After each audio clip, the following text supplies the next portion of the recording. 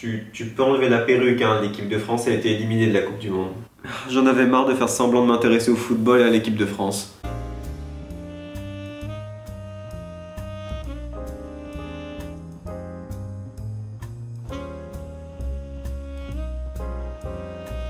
Hey les gens, la France s'est fait bouter hors du Brésil après un nouveau Blitzkrieg allemand. L'équipe de France n'a pas su résister à la Deutsche Qualität, mais ce n'est pas grave. Ah bon? Non, la défaite de l'équipe de France n'est pas un drame, au contraire il faudrait s'en réjouir. Fini de veiller tard pour regarder les matchs par souci de patriotisme, désormais nous pouvons nous coucher tôt et être frais et dispo le lendemain au travail. Terminer les moments de stress devant la télévision à se demander si l'équipe de France allait pouvoir gagner son match contre un pays dont on a du mal à définir la position géographique sur une carte. Oui, je parle de toi le Honduras. Fini aussi de subir les commentateurs de Réunion Première trop fiers d'avoir obtenu la diffusion des matchs. Vos oreilles vous disent merci. Et au boulot, plus besoin de faire semblant de comprendre telle ou telle tactique de jeu ou de retenir le nom des joueurs français. Sarko, Griezmann, non mais sans déconner, c'est français ça? Maintenant que l'équipe de France est éliminée, vous pourrez dire à vos collègues « Je vois plus trop l'intérêt de regarder la Coupe du Monde en fait. » Vous passerez pour un footix de merde, mais vous aurez la paix. Non mais ça te fait pas de peine, je veux dire la France aurait peut-être pu gagner la Coupe du Monde cette année.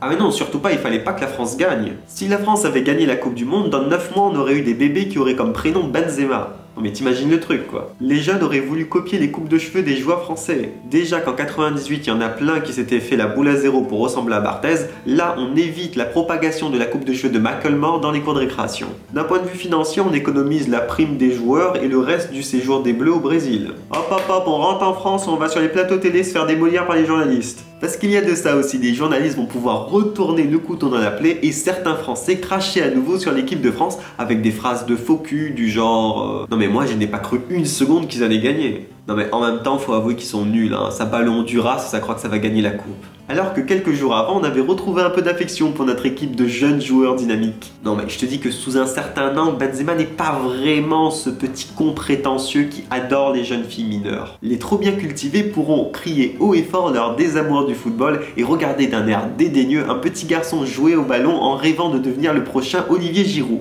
Comment ça tu veux devenir footballeur professionnel, Kevin? Tu crois que c'est un projet de carrière ça? Tu vas retourner à l'école et devenir ingénieur agronome. Petit con. Moi ce qui m'arrange le plus c'est que je n'ai plus à essayer de comprendre ce que c'est qu'un hors-jeu. Quoi, depuis tout ça t'avais toujours pas compris? Pourtant c'est pas compliqué, un hors-jeu c'est quand un attaquant arrive au niveau de la ligne mais non mais ça sert plus à rien maintenant. Bon d'accord, mais tu penses pas que ça a un impact sur le moral des Français? Bah le Français moyen va pouvoir reprendre sa routine et faire ce qu'il sait faire le mieux, se plaindre. Il pourra refaire grève aussi, il suffit de remplacer les drapeaux français des manifestations par des bannières syndicales. Et c'est pas les sujets de grève qui manquent dans notre pays, intermittents du spectacle, la SNCF, usines qui ferment. Et puis il continuera à cracher sur les immigrés qui sont responsables de tous les problèmes de ce pays. Le multiculturalisme à la française est un échec, il suffit de voir les résultats de l'équipe de France qui en est la quintessence. T'exagères pas un peu là? Attends, c'était ironique. J'ai l'impression que t'essaies de faire comprendre un truc mais je vois pas ce que c'est. Moi qui te pensais suffisamment intelligent pour me comprendre. Dis le fond de ta pensée.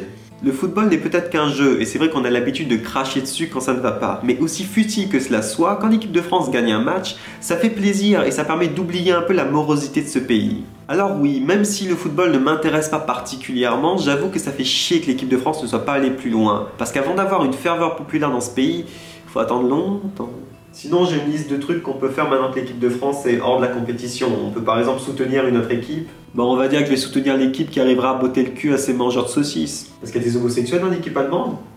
On peut sinon espérer que les Français gagnent en 2016. Oui, il y a toujours l'Euro 2016 que la France organise. Ils ont d'ailleurs intérêt à aller loin dans cette compétition parce qu'on a dépensé pas mal de fric pour la rénovation des stades et on voudrait bien avoir un retour sur investissement. Sinon, on peut regarder le Tour de France. Quoi, l'espèce de grande campagne publicitaire en faveur des stupéfiants?